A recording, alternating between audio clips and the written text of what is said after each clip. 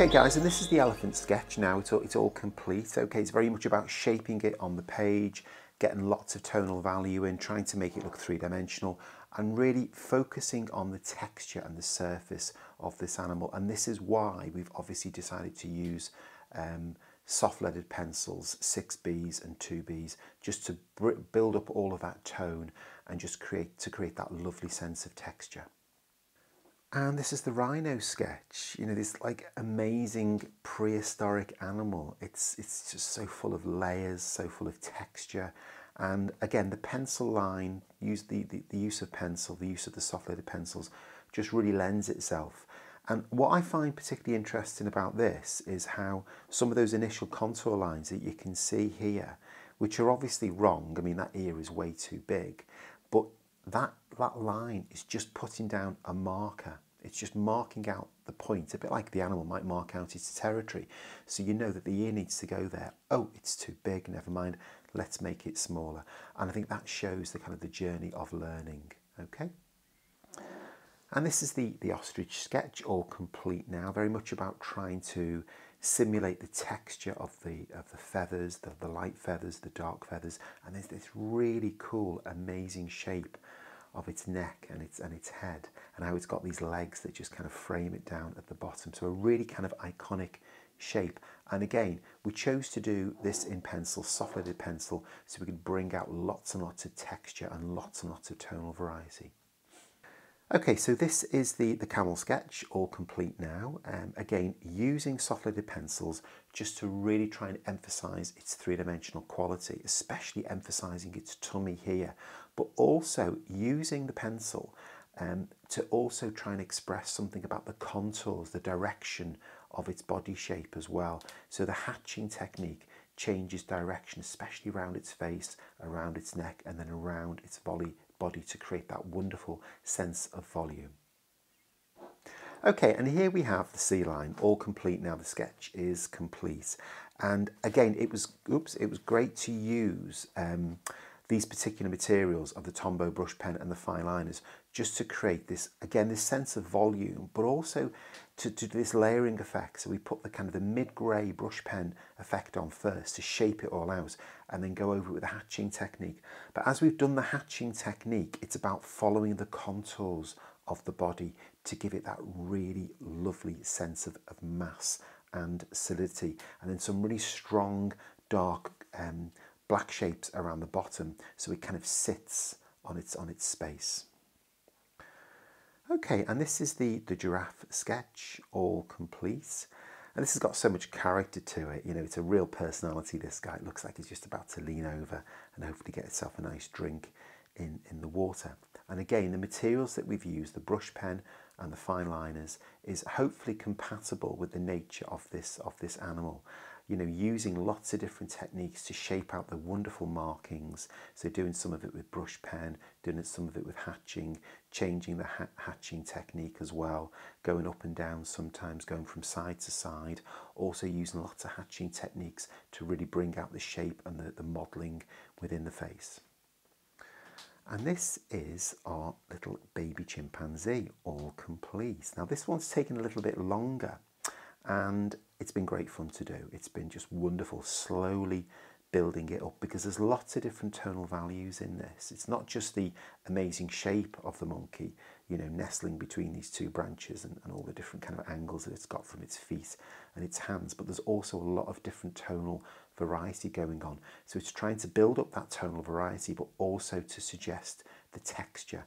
And the fine liner pens and also the brush pens have been great for that, because the brush pens help me to shape it out in the first place, you know, quite loosely, quite crudely, and then gradually during the process of introducing the fine liners, we can make it much more refined and much more realistic. And this is the leopard sketch, all complete. Not looking very happy, I must say. I mean, he looks like he's just noticed someone's drawn him or photographed him, so he's just turned round and he's looking rather angry. But this one was very much about shaping it all out, using the brush pens and the fine liners, but then going in and populating it with this amazing iconic pattern. But what struck me about doing this was that the more you look, the more you see, the more you understand. And that's what sketching is all about, whether you're doing an urban cityscape or whether you're sketching an animal at the zoo, or whether you're kind of pretending to sketch an animal at the zoo, whatever you're managing to do, because you're noticing things, you're seeing the patterns, and how the patterns change. They change size, they change shape, they change direction as well, and that's why it's so magical. So this is the final sketch of the turtle, which has been just great fun to do. I've loved it, loved every minute of it, because it was a real kind of like iconic shape of it swimming through the water.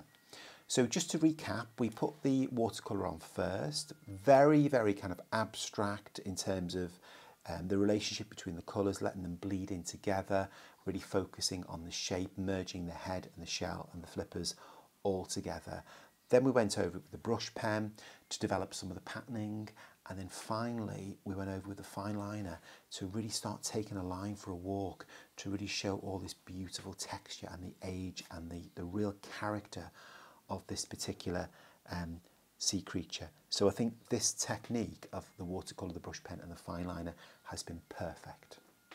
And guys, here is the finished sketch of the lizard, which has been brilliant to do, just such fun, because it's a real character, this guy. Wonderful, wonderful photograph. And again, just to recap on the process, we put the watercolour paint on first, then it was the brush pen, really focusing in on some of these patterns and trying to create a three-dimensional effect around its body and around its tail. But the big bit in this particular one for me was trying to simulate the textured surface of its skin. And to do that, I came up with a bit of a stylisation where we've done this kind of hatching technique, following the contours of its body, whether its head, its legs, or its neck, and then kind of going in the opposite direction. And it kind of makes like a bit of a stylised grid, really, but I think it works particularly well. And also it demonstrates that multi-layered effect of the watercolour, the brush pen, and then the fine liner. And this is the completed frog.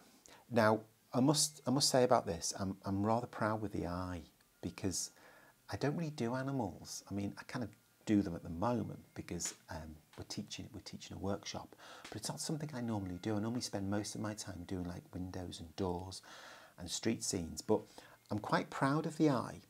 And the way the eye was done was it was sketched out first of all, and then the tonal value on the top part here was kind of captured with the 79 brush pen, and then the black is doing the bottom part. But the first initial wash that went on is that little glint of light, and that's about, I think, capturing some of the things that you do in the first place. So when you put something down, you kind of want to think, right, how is this going to work for something else, rather than diving straight in. So I'm quite proud of that eye, really, I must admit. So this process was about watercolour and then brush pen and then using the fine liner. Now, apart from being rather proud with about the eye, the other big aspect of this with the fine liner work is simulating all these little spots as well. And I'm not quite sure why the spots are there. It could just be to make him look nice, or it could be something to do with these incredibly venomous. I don't know a huge amount about frogs, but I know what they look like. And I know that when you paint them and draw them like this, you are going to have super, super fun. And this is the completed sketch of the parrot. Now, I'm rather pleased that we've done a parrot, because obviously originally we were going to do a toucan, and then we started filming a macaw, which I've said. But then at the last minute, the parrot jumped in. So he was like a last minute substitute. And I'm really pleased we did, because I think the colours and the blending of the colours on this, which went down first of all, have worked particularly well. So much so that I managed to model an awful lot initially with the colouring. So I hardly had to do that much work with the brush pen. So the brush pen has just made it a little bit more three-dimensional. And then the fine liner work is just really bringing out some of the features around its beak and around its eye and also around its feathers. But then noticing, and this is what is so cool about drawing, noticing this wonderful spotty effect that this particular parrot seems to have on its claws. And that's what art and drawing is all about. It's about finding things out and discovering things, which is what makes it magical. And this is the completed lion, looking rather pleased with himself. So Just to recap on the steps that we went through with this, it was sketched out initially with the fine liner, trying to establish the outline shape, and then going in with a little bit of detail, especially around its face, making sure that its nose and its mouth looked like a lion's. Then we went on with the watercolour, and that was nice because that's painting within a defined shape, and then using the brush pens very, very subtly to bring out its depth and its solidity and its volume. So using that process to do a relatively quick sketch of this wonderful, wonderful animal. And this is the completed sketch of the tiger. Looking straight back at the camera, looking a little bit shocked, a bit stunned that someone's had the audacity to come up and draw him on location. But no, we haven't. Obviously, we've done it from a photograph. And again, recapping on the process of this one, it was sketched out with the fine liner, watercolour paints, quite subtle, quite dramatic, bleeding the colours in together, and then finally the brush pen. And the brush pen was a big part of this because there's a lot of black stripes. That's what you get with a tiger. Lots of black stripes, and that's kind of why we do tigers. So that was done with the black brush pen, working my way around, following the contours, really focusing in on the face, noticing the symmetry as well. So what's on one side, you then develop on the other, and just trying to bring it all to life. But great, great fun to do. And this is the completed orangutan, and I hope it looks like an orangutan because I battled with this. This was a real challenge, and I'm quite pleased I managed to pull it off, and I still can't quite decide why it was so tricky. I think it was a combination of having a very specific face full of character, but also because it's so hairy as well, a lot of its features kind of get camouflaged, so trying to bring all of that out was quite a challenge. So recapping again on the technique for this one, it was sketched out first of all with the fine liner, okay, and then we went in with the watercolour. That was the easy bit, putting the colour on. And then the final bit, which was probably the trickiest one, was the brush pen, and using that brush pen to really focus in on the face, make the face look real, do it justice, and also to give some lovely indication of its fur and also its hand, this really powerful hand as well. So this is the orangutan, great fun to do, and I'm quite proud of myself, guys, that I've done this. And this is the completed flamingo sketch. Just recapping on the technique that we went through, we started off with the fine liner pen, shaping it all out, making a big thing about this gorgeous, gorgeous neck and the bend, how it goes around. It's a bit like a U-bend that you might get with your plumbing underneath the sink. And then these two legs, very, very characteristic and some kind of suggestion of the fact that it's in the water.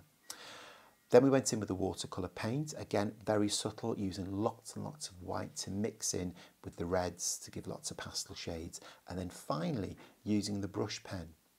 Only a little bit of brush pen work, not doing too much, just to bring out the depth and to tweak out some of these feathers, but it's been great, great fun to do.